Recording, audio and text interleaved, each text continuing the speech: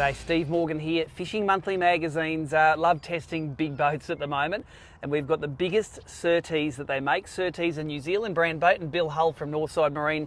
You guys sell plenty of these, and they're one of your favourites, aren't they? Yeah, we love the product, and probably been doing them about 11 years now, over 11 years, and now this is the biggest one, 8 metres. They went up to 7.5 metres, and now brand new model. Been working on it, probably 3-year project, and now this is the first one in Australia, so yeah, love to have it. Well, it's good to have the hands on it, and for people that don't know about Surtees, give us a bit of Surtees 101. These obviously plate aluminium boat made in New Zealand, but give me some of the details about the brand. So yeah, full plate construction, fully welded in floor, quite an incredible construction. They got 10-year warranty. It's something we'd never seen a hull break at all. Yep. One of the unique features is the water ballast system in the back there. So obviously when a very deep V, so when the boat's at rest, it floods with water that keeps the boat in the water. Then when you accelerate, the water runs out, you've got a deep V. If you're in extreme conditions, when the water's in there, it's got electric ballast. You can shut the water in there, so when you get up, you've got like a very heavy glass boat type of feel. Yeah, and that's what in rough conditions, the V and the weight are what makes it comfortable out on the water. Now, I noticed that this is a cabin boat. Yes. Up here in Queensland, we've sort of shied away from cabins in the past. We've always loved our big centre consoles. We like that ventilation. How have the cabin boats gone? I notice more and more of them on the water. Yeah, look, the hardtops have been very popular, obviously, to get out of the wind and the weather, going offshore. The transom or the cockpit of this boat is like the smaller models, very set out, very focused, as they say, built for fishing. With this one here now, it's just that extra length of boat, a cabin. So you've got toilets, cookers, sinks, a little dinette. We drop down to a bed. So for that guy who wants to overnight or take more people or that comfort, but still have a great cockpit for fishing, and that's what this boat is built for. Let's talk about the proportions. 8 metres long. It's obviously a little bit wider than the standard beam. In Australia, you need that 2.5 metres or narrower, and then you can tow anywhere, anytime. Tell us what the beam of this is and what that means on the road. So the smaller model 7.5 is 2.5 metres. So 8 metres. This one's they've gone a bit wider, 2.7. So in Australia, once we go over 2.5 metres, it goes to over width from there. So we're selling it that you can have it on a marina, a hard stand. But for the guy who wants to tow it, and this one here is sold, and it's got an aluminium trailer. They just need to understand the restrictions, daylight travel, and a few roads, tunnels, things like that you can't go on. Yep. And then obviously the weight all up on this one is about 3,800 kilos. So it's one of those big American vehicles, they have the capacity at 4.5 tonne to be able to tow it. Yeah, tell us a little bit about Northside Marine's Big Bertha there. You sell a lot of big boats now, and it gets a workout.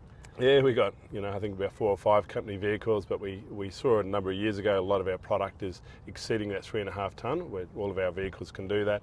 So yeah, we picked up that dual cab Silverado, 4,500 kilos, and does it easily. The brakes, the diff, the gears, everything, the power, the suspension can tow. And as we've done this boat today, down here, really no problems at all.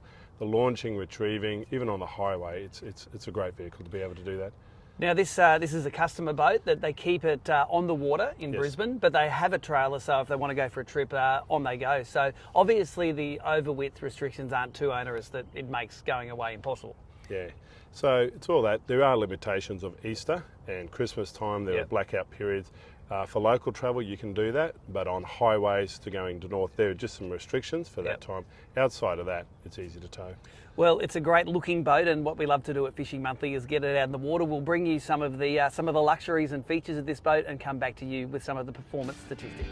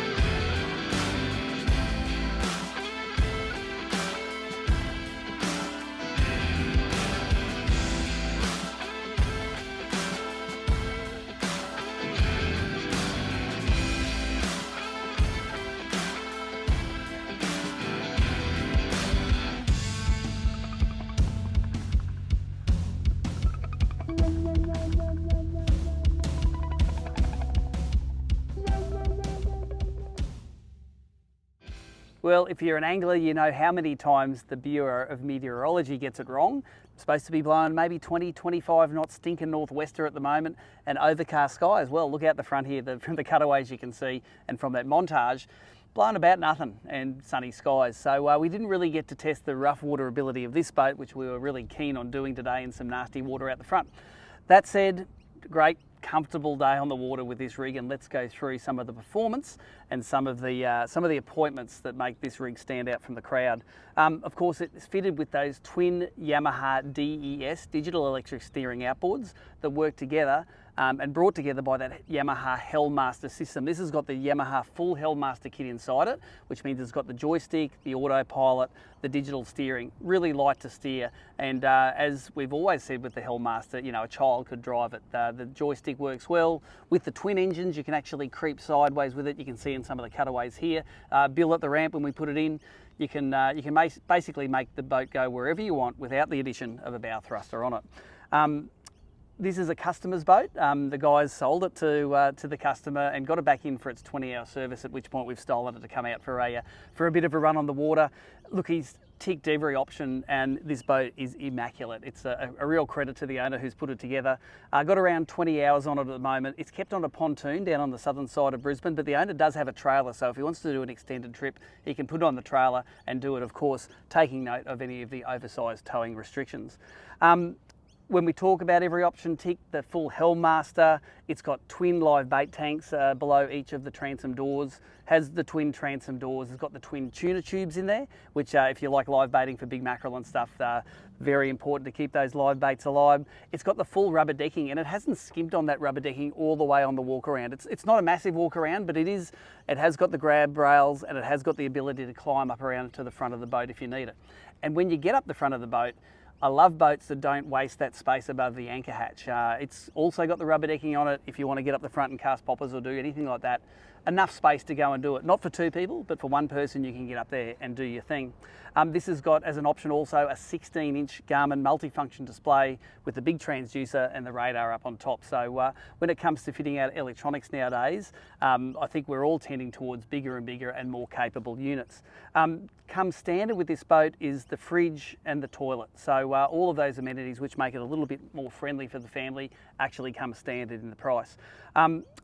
Queenslanders, I suppose, take a little bit of getting used to the enclosed cabin. We all pride ourselves on being centre console users and getting out in the sun, but I tell you what, the ventilation is set up so well on this. It's got the big middle section, which opens up in the middle of the windscreen, and it's got large rear sliding windows on the side. You can get that air circulating really well, and it's quite a hot day today, over 30 degrees, very comfortable out on the water in this rig.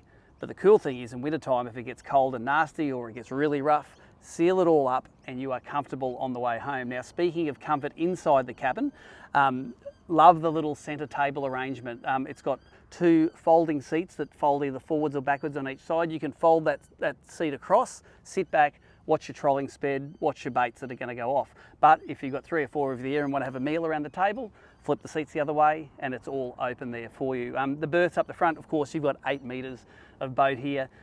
2 people can easily sleep up the front if you want to do overnighters, etc. What do I like about the Surtees? Well, you know, it's basic, but that rear, that keel mounted ballast system in the rough water when I've been in the Surtees works really well. You know, you see the similar system across other brands of boats. They do it for a reason. It pulls that water line down, it pulls the chines down into the water and keeps the boat nice and stable. I also like, I suppose, the little things in this boat, the soft close storage. You know, the fact that you've got these areas here and there's a little bit of space underneath. They've got this lovely sliding. It's like your kitchen at home, the soft close doors on there. They lock shut for when it's rough, and you can keep all of your, like here we've got some cutlery and some kitchen equipment in there, but it could be tackle, it could be lures, it could be anything. Keeps it dry, keeps it safe. Having a look around, I love the quality of the welds on this rig as well. You can tell it's not robotically welded, it's all hand welded, but they do a great job on it. I wouldn't like to think how many hours of welding are in this boat, but if you look at the quality of the welds throughout the whole rig, it's A1, it looks great. Unfortunately, not rough enough for the rough water test that we like doing here in Fishing Monthly when we can, but as far as a comfortable, airy, boat on the water with all of the gadgets, well, this is definitely it. Let's talk at some of the performance statistics. Best economy was at 3,400 RPM, where you got 1.1 kilometre per litre burned, and that's between both of, that's not per engine, that's between both of the engines. So anytime you can have an 8 metre plate boat and get that sort of economy at better than 1-to-1, I think you're doing pretty well. So the Yamaha's doing well there at 33 litres per hour when they're doing that 36 kilometres an hour to get that economy.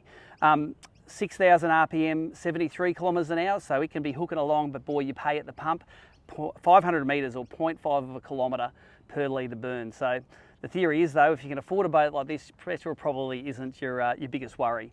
This is the biggest Surtees that the factory's made so far, and Bill and the guys from Northside Marine are really proud to have it on the water. You know, when it comes to a $380,000 boat, and that's what this thing is as tested, it's hard for me to pick faults in it. It's a well-appointed, well-finished, comfortable boat. If you want to come and pick some faults in it, jump in, get the boys to take you to test ride in one of the 8 metres, and you can see for yourself if it's the boat for you. But packages start from $334,000. That's if you want to maybe put a single outboard on, reduce the horsepower on the outboard, and maybe take off some of those options. So 334 to start. If you want to check out all of the range on their website, it's www.northsidemarine.com.au. Their socials are down here. Give the guys a call. They could hook you up with your dream Surtees.